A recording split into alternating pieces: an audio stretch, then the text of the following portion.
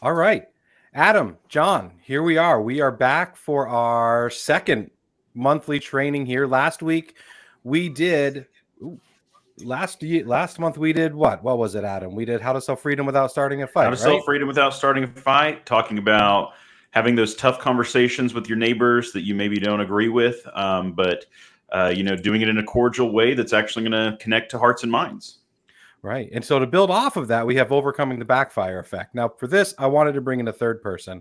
I wanted to bring in John to talk with us today as well. And we've Hey got some guys. folks viewing, we got some folks watching. So please let us know where you're from, what brings you here tonight.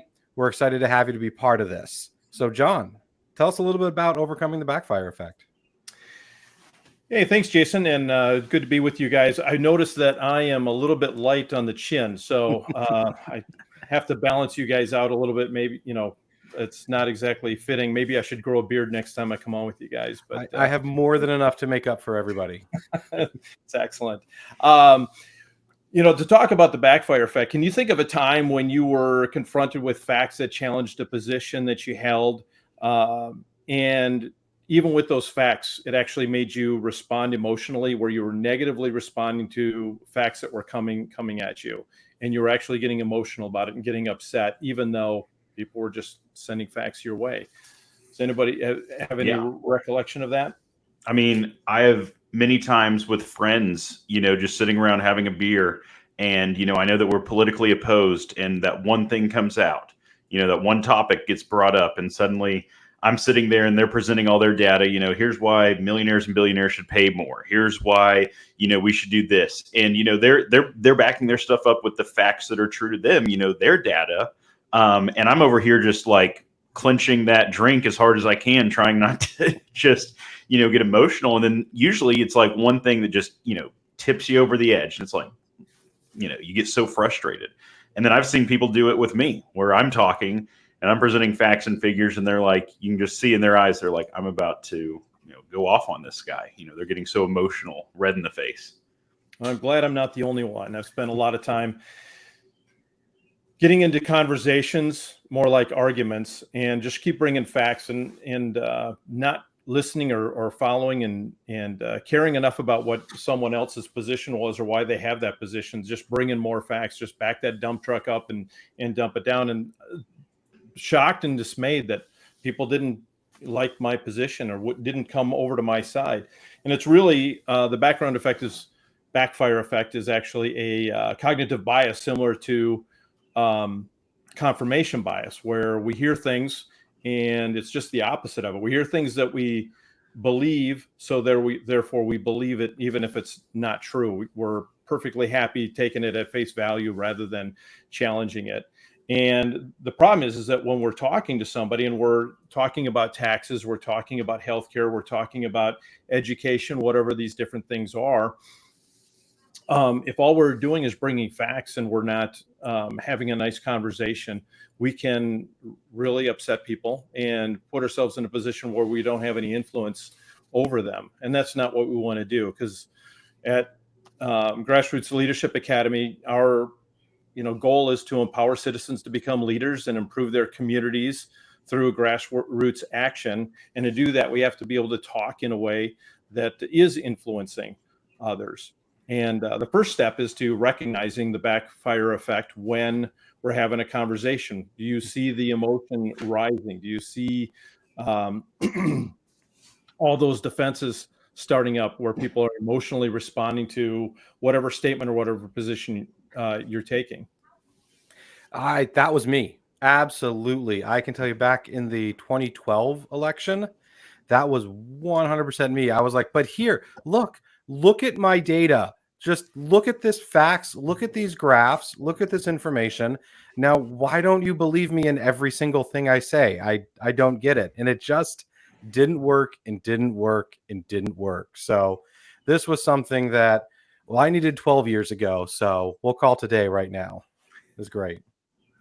Absolutely. And I saw it a lot during the COVID conversations, the COVID debate, where people like lined up on one side or the other of masks or vaccines, 6 feet, 10 feet, whatever the case was. And either, people were saying, hey, the data shows that 6 feet doesn't matter any more than 10 feet does. It's just, they just pulled that out of the air, which they confirmed later. But other people are like, hey, I've got friends and family that are in the hospital struggling to stay alive, which is absolutely true. And it was, their facts, and they weren't going to argue with their facts. And, one of the things to remember is that people aren't going to argue with their own data, and that we have to bridge past that with a true conversation. You're not going to win by playing ping pong with facts. It just doesn't, it's not effective in persuading folks. So you're telling me that, contrary to what I learned when I did speech and debate in high school, when you go back and forth and everybody presents their facts and you hope that one wins, that's not actually how you do it? It's not how we work most of the time. Oh. It works great in the debate competition category. It doesn't work as well in real life. And when you're debating your friends, and you're not even, or your friends, your competitors, and you're not even looking at them because you're supposed to look straight at the judges, you're not really seeking to understand where they're coming from, where their position's coming from. You're not looking at it with a certain amount of empathy. You're just listening for, what's that fact that I can counter? I got this piece of evidence that can counter that piece of evidence. And it ends up being not as much a conversation. And it's certainly not I think the best platform for persuasion, even though it is a great intellectual exercise, and it is a great way for all of us to learn more about different subjects. Right. But I think with our family, we're not looking to win or come out on top or defeat someone that we truly love and care about. We're looking to maintain those relationships, to maintain those friendships, to be able to come back to Thanksgiving next year. And we're never going to get someone in one conversation to completely change their opinion on something. We're never going to do it in one 5-minute conversation, especially when we're shouting facts at each other. So this is very different than that debate aspect, where we're trying to maintain a relationship and treating this with love and caring and being obvious that we care about someone. Right. That is a great point, Jason. And the facts will fuel frustration when people are starting to be caught in the backfire effect. It's not logical. It doesn't make, there's no logic to it. It's a chemical, emotional thing that's happening inside all of us. And at that point in time, the more facts that you throw is like throwing gasoline on a fire. It's just going to raise emotions. And so once we recognize it, the first thing that we have to do is keep our emotions in check and recognize that, hey, I'm touching something that's a little sensitive here. So you need to make sure that you de-escalate the emotional side of your conversation. I'm not saying not be emotional, because you really want to make an emotional connection. And the best way to do that is to get the whole picture, seek to understand where the person you're talking to, whether it's friend, family, neighbor, whatever the case may be, understand where they're coming from. And Adam was talking the last time about selling freedom without starting a fight, that you need to ask questions. Ask those. You need to mirror, you need to label, and understand where they're coming from, and have that full appreciation so that you have the opportunity to present your side. Because without showing that level of empathy and interest and curiosity, the person on the other side is they're building up walls, and they're just going to be shooting over the wall and ducking any type of fact or any type of position that you bring back at them. So this really goes back to, what's that? I would say this really goes back to that seeking first to understand, then to be understood. Asking those questions, like you said, the mirroring, the labeling, and asking, where are we coming from? What are the facts that they're presenting, and where's the heart of those facts? Because everyone probably has a reason for their beliefs, and that's important to understand. A lot of times, they didn't just come up with this idea out of thin air. A lot of times it's because they've been in a situation where this is such an important thing for them. So yeah, I think that's really important to mention. Yeah. So we have a question that came through the chat, kind of more of a comment that I've always found, Seth asks, I've always found that asking questions is a great way to diffuse tough conversations and to better understand their point of view. I love that. I agree. Absolutely agree. What kind of questions, though, you guys, John and Adam, can we start to ask, and the kind of what's the process behind at least the questions we want to ask and how we want to be about them? Well, there's a number of good questions. I think I'm going to start with a question that you want to be very careful with, and that's a question that starts with why. I think we all need to understand our why when we're trying to be principally based human beings. But when you start asking people why, we all grew up at a time when we didn't have any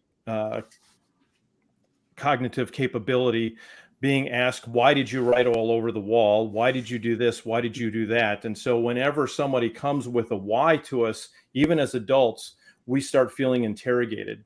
And so you're going to start raising those same type of emotions that you do by throwing facts at somebody who already has a position. So you have to be very careful with the why. Better questions are, how. Start with how and tell me more. Ooh, I love tell me more. Tell me more is my favorite. That's basically asking why without getting that that sometimes, why can be harsh. Like you said, like we grew up with it as kids, my kids, it's nonstop. I have 3 that like to ask that question a lot.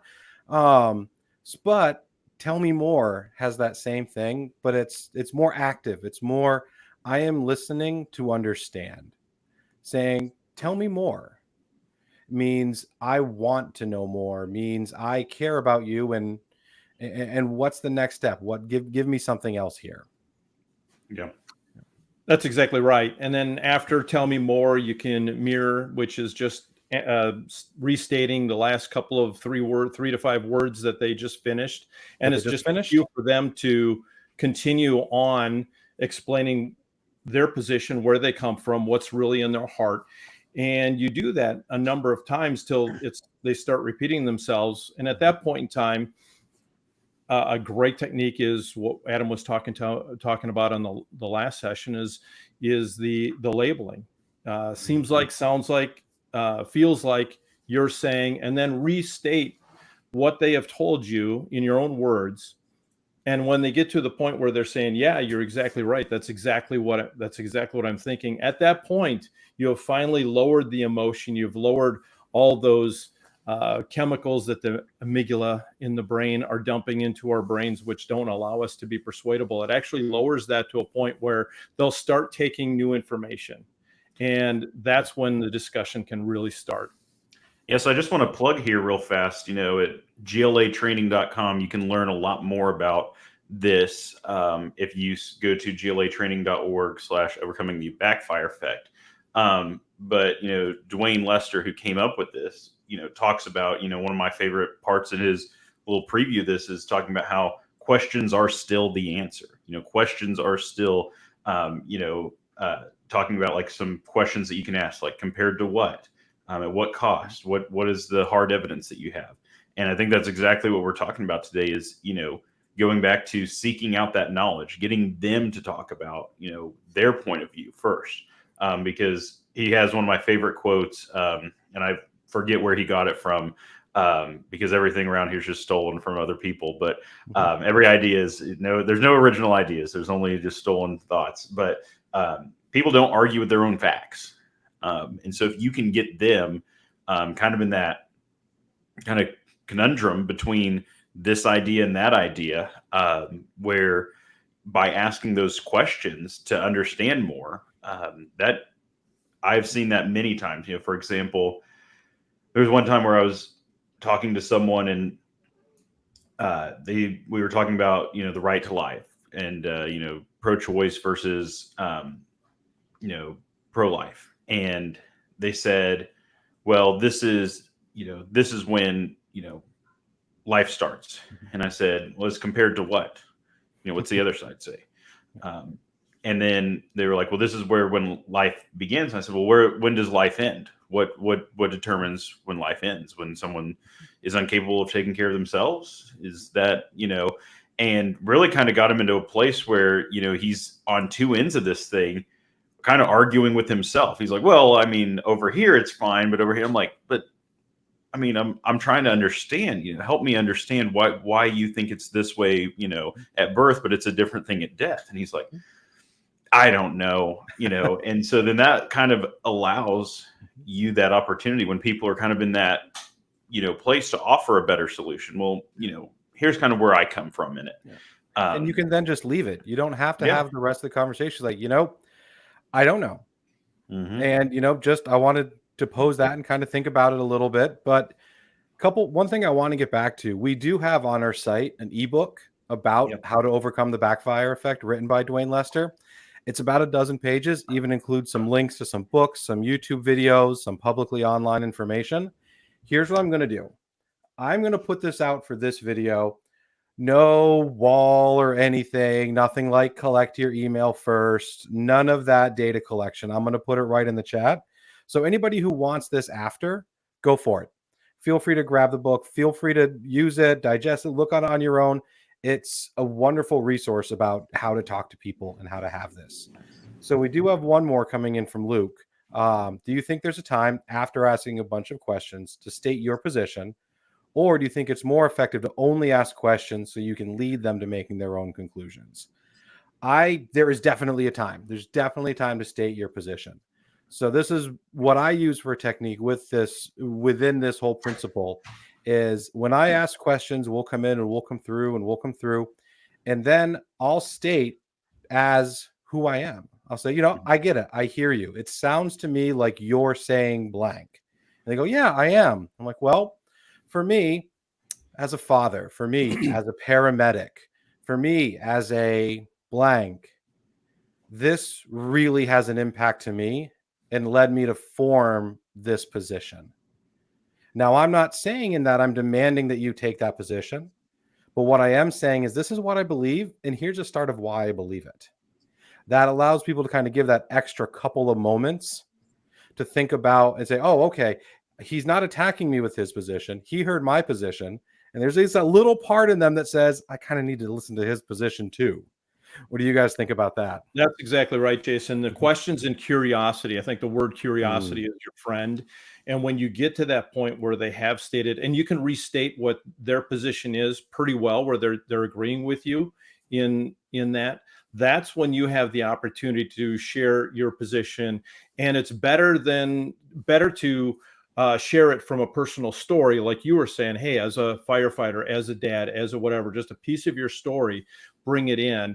Because if you just say, well, 99 out of 100 people, blank, blank, blank, they're immediately the red flags are going to come, and they're not quite ready for that. You have to lead them to that, where the discussion will get to those facts that support your position. You'll need those facts at some point in time, but you have to be willing to be patient, and you will get a time, Luke, when you can state your own position. But understand that oftentimes, in fact, probably most of the times when you're dealing with somebody who's already has a held position, and especially a firmly held position, don't try to convince them in one shot.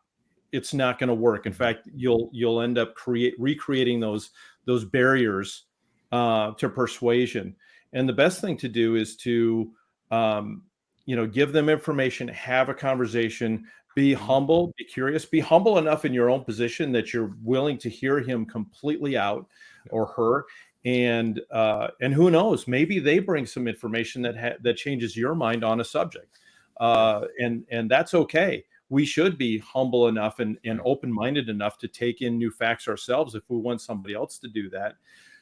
But when you leave and you walk off after having a nice, genuine conversation with, you shared a story, you shared some facts, and that you listened to their stories and their facts, people are just naturally going to walk away, and they're going to think about that for a little bit. They may not agree with you. They may not be ready to say, okay, I'm changing my position, but it's going to sink in their mind, and they're going to ruminate on that for a period of time, and you'll have an opportunity to have a conversation with them again, or someone else will, and may be able to pick up where you left off and bring somebody further down that position. or not. Not everybody's gonna buy what we're selling. You think about selling freedom without starting a fight. It seems easy, yet it isn't. And we all know that because we've all been in conversations where when we're talking about human dignity and free exchange and freedom of speech and bottom-up solutions are best solved by people that are closest to the problem, and mutual benefit and self-actualization. These things are America. And yet I'm sure there are people listening and watching right now. Some people are being triggered by those conversations and by those words. I was remembering, one of my favorite things that we talk about in that training is it's okay to let people be wrong. It's okay to let people be wrong. Yeah. You are not going to win every single argument. And I know that for so many people, especially me, I'm so competitive. It's like, I want to win every argument out there. And the downfall to that is, one, not everybody's going to be receptive of every idea I put forward. And the other thing is, I might be wrong. We talk about paradigm shifts. How many times in my life and your guys' lives have we had deeply held beliefs? I think John was talking in an earlier chat we had earlier in the day about, like tough on crime, and how, that was something that we all thought, oh, this is it, 3 strikes and you're out. But that's not always the case. Turns out that didn't work. That did not work out well in the long run. There's a lot of data that shows that. But at the time, there looked like a lot of data saying that some of these laws could work. The example that I love in this one is I grew up with the absolute fact that you do not get into strangers' cars. Like that is, we all grew up with that. And it was just, there's this absolute rule that you do not get into strangers' cars. And if I told you today that absolutely you do not get into strangers' cars, you'd be like, Jason, have you not seen Uber and Lyft? You actually do on occasion get into strangers' cars. It is very reasonable. There might be something new. Adam, we've talked in the past about steel manning an argument where you look for what the other person's best possible argument is. And if I know your best possible argument, well, either my mind is going to change, and that's great, or I'm going to feel better prepared and I understand that person better so we can be even closer. So this has a little bit of that steel manning, and like, I want to hear your best argument. Change my mind. Tell me how getting into a car with a stranger is actually an incredibly safe way for me to get home, and how in cities that implement it, we see reductions in drunk driving accidents and drunk driving deaths. Oh, okay. Well, guess what? I guess I was wrong if I'm still saying that. So maybe, just maybe, this person might have access to information you don't. Yeah, and going it's like you don't ever know what's going to happen. I was just saying, you don't know what's going to happen tomorrow. I love sharing the story of the guy up in Michigan that talks about how he had the door slammed in his face twice when he was talking about school choice, but then COVID happened. And that same person that knew he was someone that was nice and respectful said, "Hey, how can I talk about this?" They had that very visceral emotional response, that backfire, where he said, "Hey, here's the facts. School choice works. It's good." And then suddenly, she's slamming the door in his face twice. And, what that looks like is, he wasn't, well, let me tell you more facts and let me yell at you some more. He said, "Hey, it's okay. I understand." And then you never know what's going to happen tomorrow. That's what I always tell folks, especially at our trainings that we do, our Grassroots Advocate certification, our GLA level 1. Anytime that I train that, I always talk about, you don't know what's going to happen tomorrow. That's going to completely change everyone's thoughts and thought process on everything. And so be open-minded and don't leave, don't burn bridges and don't leave anyone as your enemy. Yeah. Madam, you mentioned our certifications. I'm going to put right in the chat here a link to all of our upcoming programs and all of our upcoming trainings that are scheduled. We have our 3 top keynote certification programs, our Grassroots Advocate, Mobilizer, and Leader trainings. Now, last week we were all together in Florida to see this new revamp of our Advocate and Mobilizer certifications. I'm stoked about them. I'm excited. The link I just put in will show you to our upcoming trainings. If there are none in your area, there's 2 things we can do. One, if you've got a group of people, let's talk. Fill out, there's a request to training form. There's a get more information form. There's a way to get on our email list about future ones. If there's not something in our area, if you're thinking to yourself, man, GLA, I can think of about 30 people I can put in a room. I'm a leader of a group. We need this training. Reach out. Let's see what we can do. On the other side, we do digital. In 2020, when government said we can't travel and we can't fly and we can't do this, we did 852 digital trainings in the first 6 months of COVID.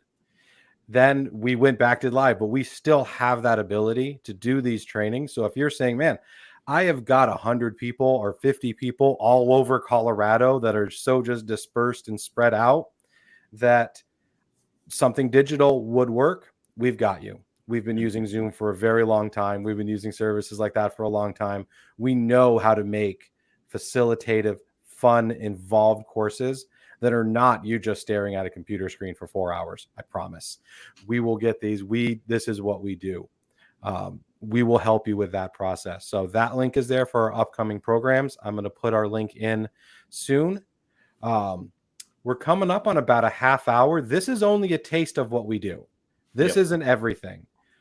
John, really quickly, from our certifications, which are 5 programs per certification, so 10 programs, our 5 how-to sessions, our custom sessions, everything we do. John, what's your favorite thing to teach? There's 2 of them that I really enjoy. One of them is storytelling, the power of storytelling. And it is so true. I read a book a number of years ago called The Storyteller's Secret. And the author had gone by and said that he had tried to figure out what makes some of these great leaders, these people that have changed what we do and how we live, the leader, Steve Jobs and Andy Grove from Intel and Michael Dell and Richard Branson and Herb Keller. What makes these guys so unique? What is it? And he found that one of the common denominators, and he thinks the main common denominator, is they were great storytellers, and they also sought to hear stories. They would go into their organizations and listen to stories. They would also tell and retell stories and cast a vision with storytelling. So I love that one. That's probably my favorite one to do. That's great. So this was unplanned. I didn't even tell John, so I'm glad you had an answer ready to go. Next month, our next Tuesday, 7 p.m. Eastern, second Tuesday in June.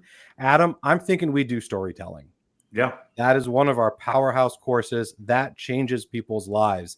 I have seen people take our storytelling course and then be able to go stand in front of their state legislature and tell their story and move people to take action. I've seen people take our storytelling, stand up in front of their city council, stand up in front of their friends, in front of their colleagues, and change their world with this training. This is an awesome training. This is also just a taste. Like I said, This isn't the full training. Normally, John does not get interrupted that much, as Adam and I have been doing in this. This is a lot more interactive as well. So we have groups. You have time to sit down. You have time to work on these principles. Saying tell me more is tough sometimes. It can be hard to really enact these principles for listening to understand. So in these programs, we give you time with either strangers or with your friends, depending on the room, to actually do this in an environment where you can make a mistake, where you can laugh at yourself and then do it right later on. This full program allows for that. So that brings us up on about a half hour. Adam, what do you got? Any parting words, anything we'll wrap? And then I'm going to let John close us out. Yeah, I'm just going to say, if you don't already, like and subscribe to the YouTube channel. Check us out. We are on every social media platform. Check us out on Facebook, Twitter, Instagram, or I guess X as it's known now. But check us out. That's where you're going to be able to find information about what's coming up, what's happening across the country, what we're doing, and how you can get involved regardless. I think I was on a reel on our Instagram talking about how I own a piece of swag from every field office in the country. Didn't know they were actually going to put that up there, but I'm going to give it to John so he can do 3 big takeaways as we wrap up here. Yeah, thanks, Adam. And thanks, Jason, too, for inviting me to be here. And 3 things. 1, the backfire effect. Recognize it. And when you recognize it, de-escalate, keep your emotions down, keep it in check, seek to get the whole picture and fully understand the person that you're talking to that is responding in such a way. Be curious, be humble, and give them an out. There's always another day to continue the conversation if you do those things. Awesome. Thank you, John. Thank you, Adam. Adam, I think we're back on Thursday for another quick live. This will be a ton of fun. John, thank you again. Can't wait to have you training with us again live. I appreciate it. And thank you, everyone, for coming in and participating in this with us. It's appreciated. Thank you, guys. Thank you, everybody.